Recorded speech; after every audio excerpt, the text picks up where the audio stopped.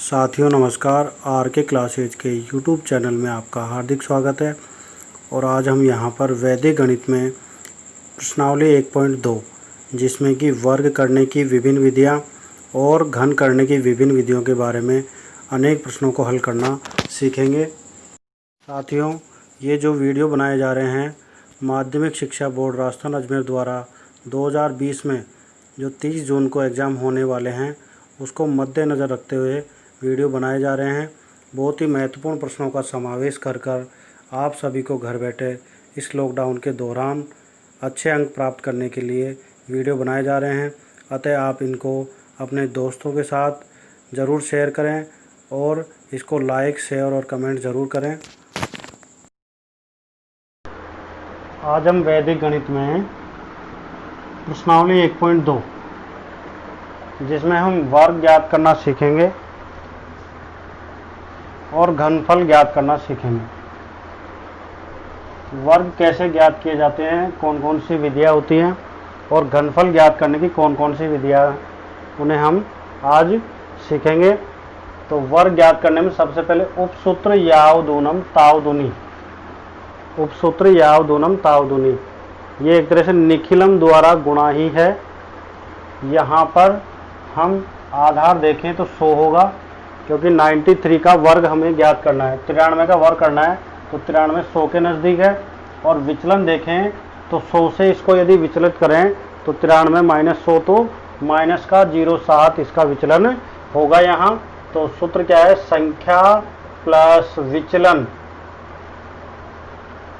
ध्यान करें, हम पिछले हमने गुणा किया था उसमें संख्या प्लस विचलन और विचलन का स्क्वायर, विचलन का गुणा होता था, यहाँ पर वर्ग होगा। यानी इसका सूत्र क्या हो गया, यहाँ पर हम इसको देखें तो संख्या प्लस विचलन और विचलन का स्क्वायर, विचलन का वर्ग, ये सूत्र होगा यहाँ पर संख्या प्लस विचलन, विचलन का स्क्वायर। तो संख्या 93 हो गई और विचलन माइनस का 7 है और माइनस 7 का वर्ग करेंगे यहाँ। तो माइनस 7 का वर्ग प्लस का 49 होगा और ये 93 प्लस माइनस माइनस हो जाएगा तो ये संख्या इसमें से घट जाएगी। 93 में 7 घटाएंगे तो ये 86 आएगा। इस तरीके से हमारे पास इसका जो वर्ग है 86 49 प्राप्त हो जाता है। इसी को देखें यदि 106 में देखेंगे तो संख्या 106 होगी, विचलन 6 होगा। तो संख्या प्लस विचलन और विचलन का स्क्वायर यानी 6 का वर्ग, तो ये संख्या जोड़ेंगे तो 112 और ये हो गया 36। तो इस तरीके से हमारे पास इसका जो सूत्र है उस सूत्र से हमें 112 36 ये 106 का वर्ग प्राप्त हो जाता है। इसी तरीके से एकाधिकेन पूर्वेण, एक अधिक करना है पूर्व वाले अंक का, जो हमने पूर्व में कहा था कि एकाधिकेन पूर्वेण द्वारा गुणा भी किया हमने। इसी तरीके से एकाधिकेन पूर्वेण द्वारा हमें वर्ग ज्ञात करना है। तो यहाँ पर सदैव इकाई का अंक 5 होगा, पहली शर्त है इसकी। एकाधिकेन पूर्वेण द्वारा वर्ग करने की इकाई का अंक 5 होगा और जो शेष अंक होगा उसका 1 अधिक करना है हमें। तो शेष अंक यहाँ पर 8 बच गया, इसका 1 अधिक 9 हो गया और यहाँ पर जो इकाई का अंक है उसका हमेशा सदैव यहाँ पर वर्ग होगा। तो सूत्र ये भी काम में आ सकता है। यहाँ पर संख्या हो गई हमारे पास में, सूत्र देखें इसका तो विचलन 5 होगा और शेष निखिलम अंक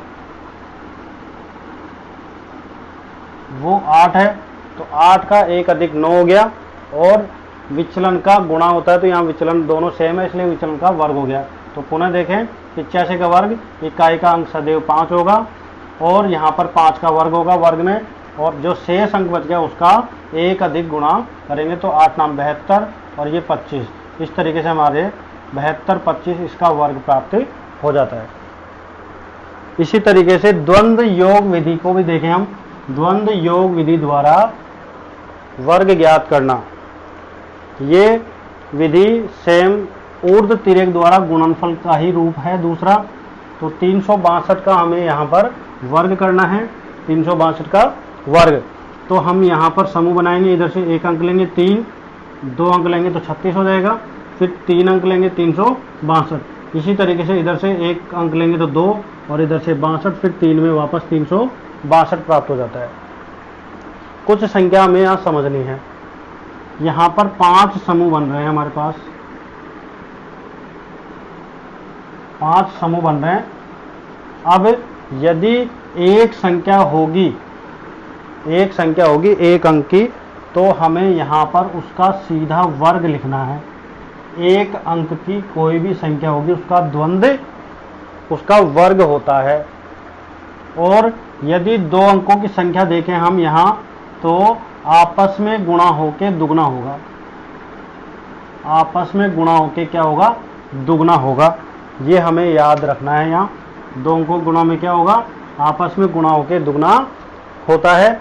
ये ऊर्ध्व तिरेक में देखें तो 36 और 36 को गुणा करेंगे तो 6 के 18 और 6 के 18, यानी 3 को 6 से गुणा कर रहे हैं और यहाँ भी 3 को 6 से गुणा कर रहे हैं। तो कितनी बार हुआ गुणा?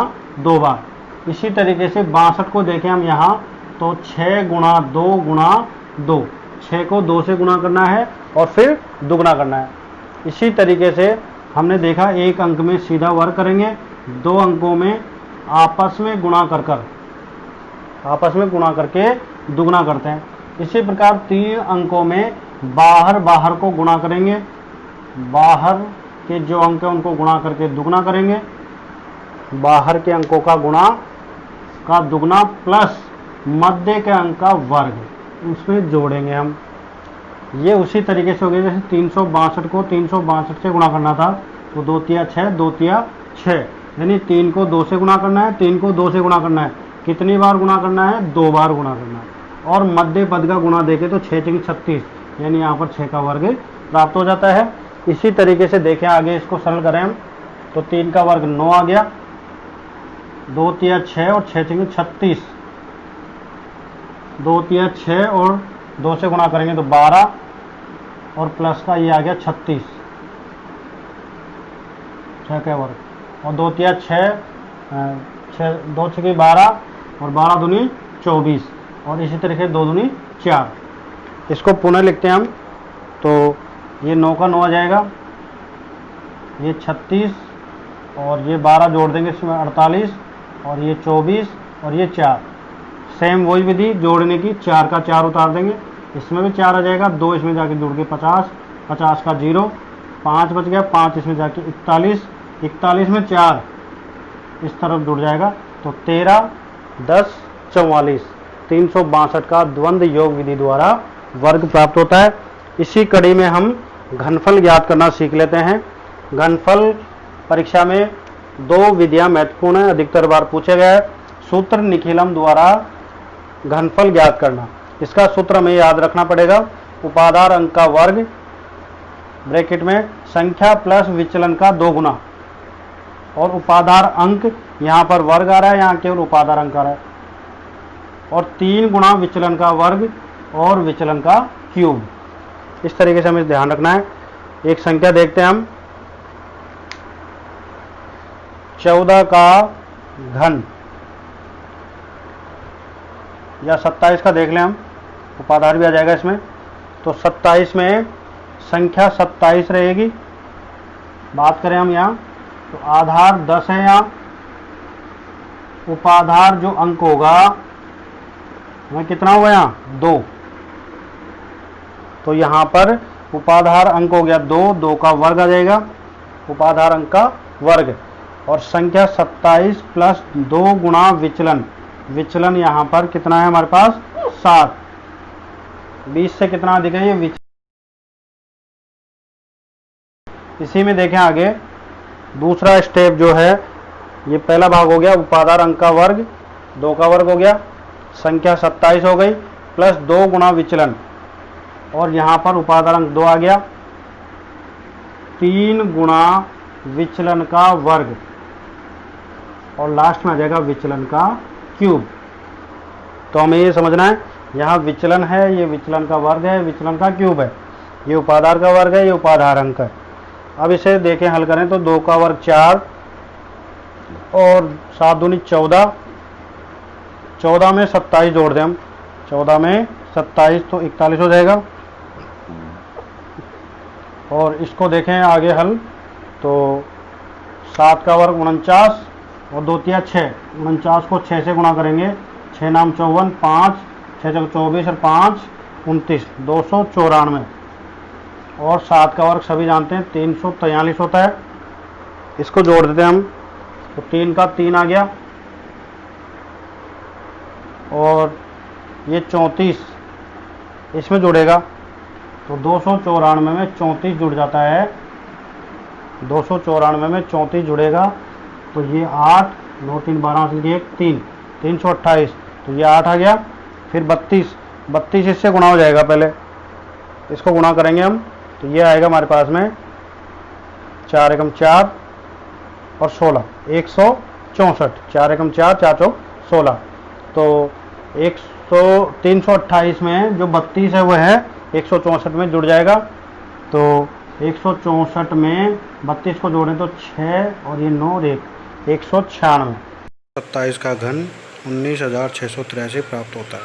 83, इसको आप एक स्टेप और लिख लेंगे बीच में, ये छूट गया बीच में, 4 एकम 4 4 चौक 16, और फिर आप यहाँ पर बीच में 294 और 343 लिख लेंगे।